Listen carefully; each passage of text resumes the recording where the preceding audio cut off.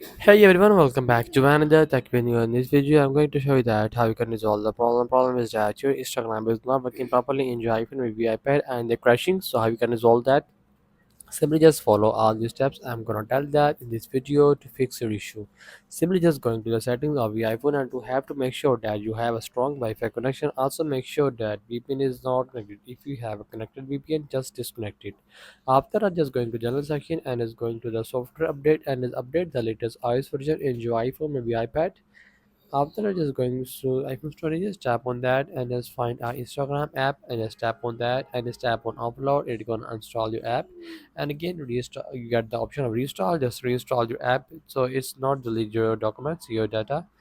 After that, just going to back and just scroll it down and just find advanced or reset iPhone. Just tap on that and just tap on a reset and reset the network settings from here. After that, just going back. After doing all these steps, your problem gonna solve. If your problem not gonna solve, after that setting, simply just going to the Instagram and just tap on Instagram and just delete your Instagram app and again install from the App Store and again log in your accounts. After that, your problem gonna solve. So that is the video. Make sure you like our video and subscribe our channel for more tech related videos.